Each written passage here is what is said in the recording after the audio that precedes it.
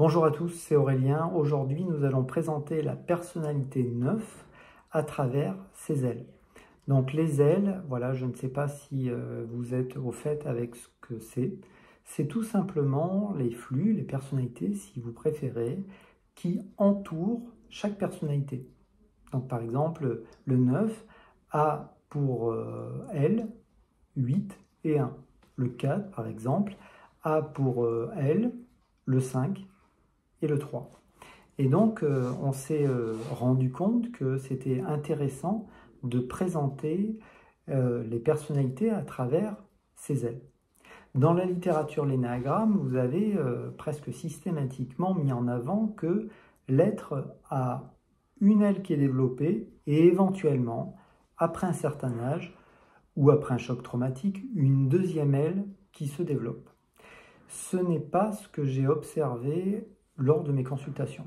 Moi, ce que j'ai observé, c'est que l'humain porte les deux ailes dès le plus jeune âge. Alors bien sûr, on va dire qu'il y a une aile parfois qui est plus marquée que l'autre, c'est vrai, mais dès le début, on peut dire qu'il y a déjà, dès le début de la vie, il y a déjà les deux ailes qui sont là.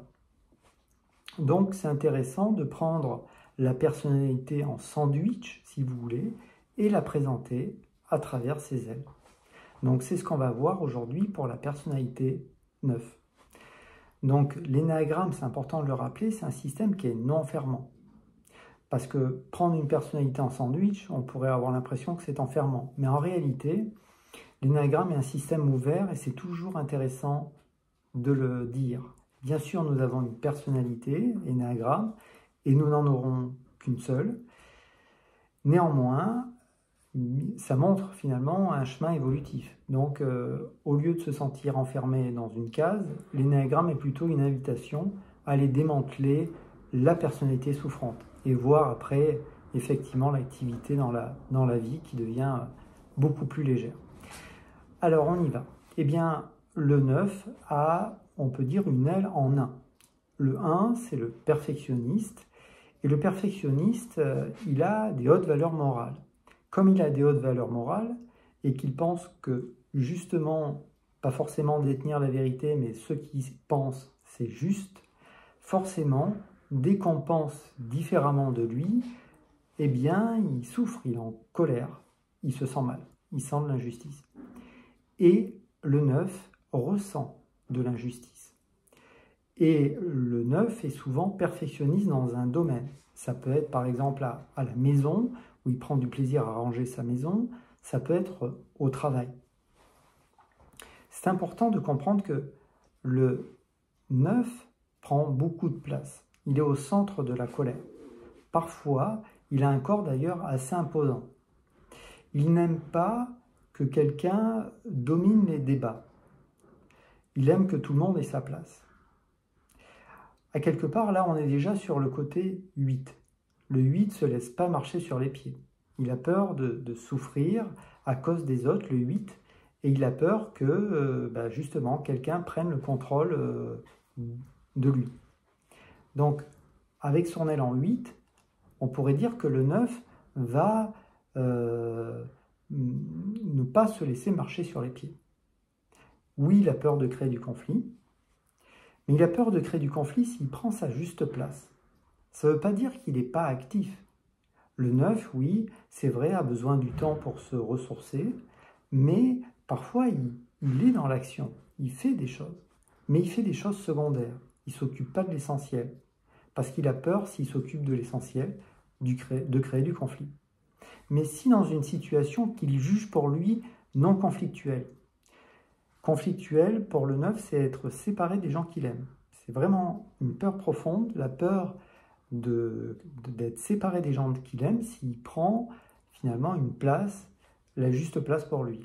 Mais s'il est dans une situation qui juge, je le disais, non conflictuelle, ça ne va pas du tout le déranger à un moment donné de prendre sa place et de dire non. Voire de, on va dire, un petit peu couper l'herbe sous le pied à une personne qui attaque voudrait prendre trop de place. C'est un exemple. faut pas oublier que le 9 est au centre du centre instinctif, donc au centre de la colère. On pourrait dire qu'il est sur un volcan qui est éteint, mais il est sur un volcan. Il est sur un volcan parce qu'il est pris justement en sandwich entre deux colères. La colère du 8, qui est très libre, qui s'exprime très souvent, et le 1, qui au contraire ne veut pas exprimer ses colères. Et c'est une bonne manière de voir comment il vit cette colère, c'est que souvent, elle est retenue.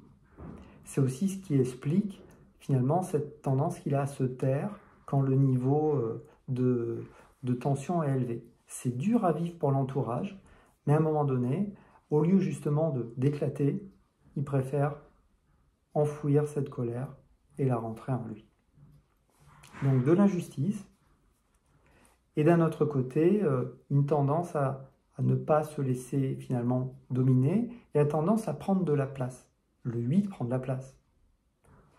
Il prend de la place parce que, comme il est dans le centre instinctif, il a une tendance à vouloir s'occuper des besoins primaires, des besoins premiers, instinctifs.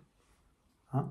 Donc, il va s'occuper facilement des finances, il va s'occuper de la vidange, du bois de chauffage. Voilà. Et donc, c'est important de voir cette personnalité comme ça. Oui, il a un côté médiateur, c'est un mot, finalement, médiateur. Il a un côté médiateur parce que, justement, d'un côté, avec son élan 8 qui est vraiment sur de la force, et avec son élan 1 qui est justement des valeurs fortes, eh bien, il a tendance à se mettre légèrement en retrait. Il ne sait pas, on pourrait dire, exactement comment passer à l'action. Il ne sait pas comment s'y prendre. Voyez si ça vous parle. Il va pouvoir passer à l'action, encore une fois, sur des choses qui ne sont pas importantes. Mais pour l'essentiel, on pourrait dire qu'il est vraiment pris en sandwich. Entre l'envie du 8 d'agir sans se poser de questions, parce que le 8 agit vraiment sans se poser de questions. Il réfléchit après. J'agis et je réfléchis après. Le 1 qui n'a jamais assez de temps pour passer à l'action et pour finir ses tâches, parce que comme il a un souci de tout améliorer, eh bien c'est très difficile pour lui. Et donc ça crée, on pourrait dire, une forme d'inertie. Ici s'arrête cette petite vidéo de présentation de la structure 9 à travers ses ailes. Vous pouvez me mettre un petit pouce bleu, vous abonner. Peut-être à bientôt.